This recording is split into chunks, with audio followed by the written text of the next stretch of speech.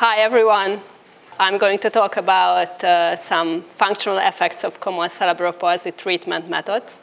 I'm Orsolya Gresits, one of the PhD students at the Department of Orthopaedics. My vision is working in a healthcare system where scientific research results are implemented more quickly into daily clinical practice. To achieve that, I want to contribute to high-quality research to improve cerebral palsy treatment. I have two projects in this program. The first one we titled Traditional Functional Scales May Underestimate the Beneficial Effects of Upper Limb Botulinum Toxin Treatment in Children with Cerebral Palsy. Actually, that's what this project is about, but I think I have to go a bit deeper. We are in the article writing phase, targeting the journal Pediatrics. And really quick, cerebral palsy is the leading cause of childhood disabilities, and about 80% of them has spasticity. One treatment method is injecting botulinum toxin A into the spastic muscles. They reduce spasticity temporarily. They widely accepted and commonly used, but there's still lack of evidence on the functional benefits. So we wanted to compare the effects of botulinum toxin therapy and physiotherapies on upper limb function in cerebral palsy. That was our clinical question, and we saw that botulinum toxin leads to an improved upper limb function. We did the systematic search in October, and you see how we ended up with 13 different studies. The first result I'm showing you today is the tendency we found in decrease in spasticity. This forest plot has two sides. The upper half, I don't have a pointer. Oh, I have a pointer. So this one was measured during the pharmacological effect of the toxin, by the lower half after the toxin effect vanished. As you see, there was a decrease in the spasticity during the effect, which vanished. Actually, this decrease should be significant, but it isn't. That's most probably because of the fact that the muscle selection was individualized in all patients. Plus, spasticity was addressed in 9th study, but we could pull only 3 because the others reported medians. My second result is about the no to minimal functional change we found. There was 14 different functional measurement scales or tests used across the articles. To illustrate that, I have here the Melbourne assessment of upper limb function. There was a 3-point improvement found. That's a scale of 88. So yeah, that's kind of an improvement, really small. The third result I'm showing you today is about the improvement of goal achievement. We found it was measured by the goal attainment scaling T-score. That's a really complicated score, but the higher score a kid gets, the better. So the closer he or she gets to the preset goals. Botulinum toxin clearly helped those kids to achieve their preset goals. And the very last results highlight from me for you today is about the parents' opinion. There was 4 articles when parents were asked if they think their kids improved or not. To make them poolable, we dichotomized them. So the event here is if the parent stated that, yes, his or her kid improved. And as you see, 2 weeks, 3 months, and 6 months after the injection, there was a significant improvement found. So, and it's quite robust. So summarized, I think the main strength of this study is the great generalizability due to the homogeneous population and the very similar intervention process, while the limitations are the heterogeneity in the measurement tools and the heterogeneity in the injection muscles. To conclude, I can say that no or minimal functional improvement were found. Still, parents rated really positive the effects of botulinum toxin. It might help to achieve goals and works as a muscle relaxant. So we think that traditional functional scales might underestimate the beneficial effects of the botulinum toxin.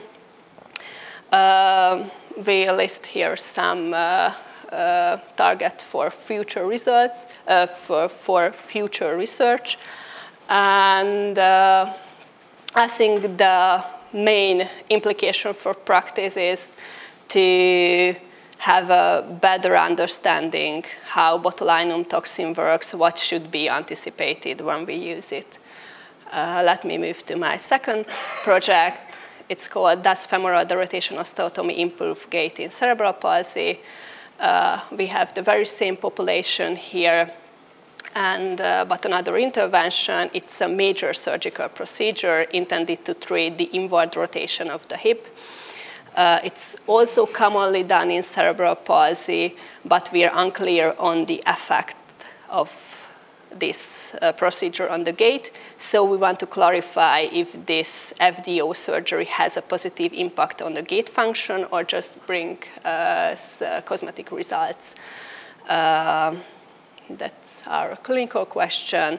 And we presume that FDO surgery has a positive impact on the gait in cerebral palsy. And this project is at the full text selection phase. So I hope I will be able to submit the first one before the summer break, and the second one still this year. And I want to say thank you for your kind attention with this quote. I think that's quite inspirational for us, as we are all in the hope that our paper gets soon published phase. It goes like that. For I know the plans I have for you, says the Lord. They are plans for good and not for disaster, to give you a future and a hope. Thank you.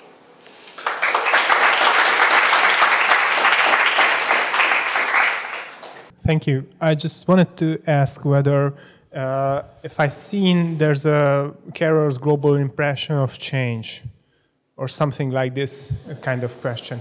How the carers think about the botulinum? Parents, you mean? Yes. Yeah, okay, sorry. Yeah.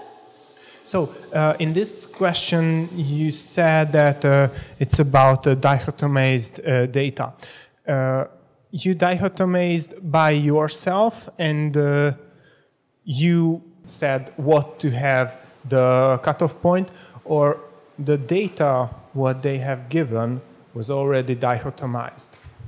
No, so sorry if I wasn't clear. They were reported on different scales.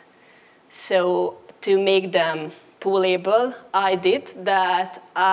The cutoff point was having an improvement and not having an improvement. So that's it. Yeah. Oh, and okay. we chose that cutting point. Okay, yeah. Thank you. Because in my topic, I've met with a carer's global impression of change, and in some studies they used in a 7-point Likert scale the cutoff point of slightly better, and in some studies they used much better or very much better only. So 2 categories. Yeah, but so, I have a study where there's only improved, no change, and worse. So yes, yeah. okay, that's all. Thank you. Thank you for your question, Danish. Thanks for the nice presentation.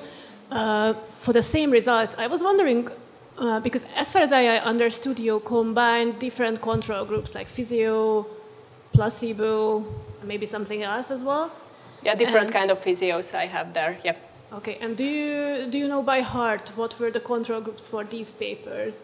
Because I think it's important to know whether you can draw that conclusion which you did.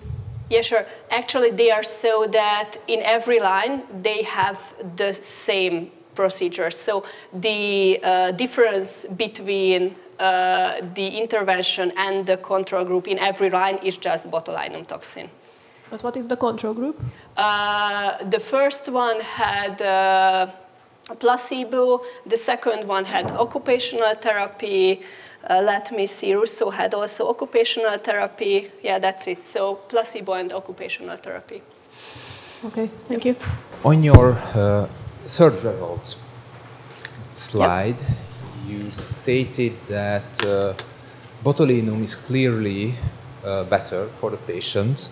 However, if you look at the weight of the individual articles, that it's basically one article.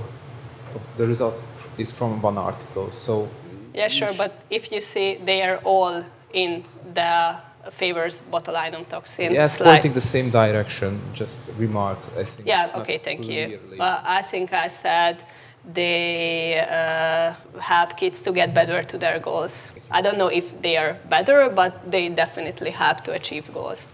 May I just ask you whether would that make sense to add an overall diamond at the bottom of both figures, this one and the previous one? Or it doesn't make sense? We discussed it, but actually I think we cannot put them because they have the same patients there. Oh, right. So, yeah, that's true. And the same for the others? Yeah, that's it. So they are the same patient measured at different time points, yeah.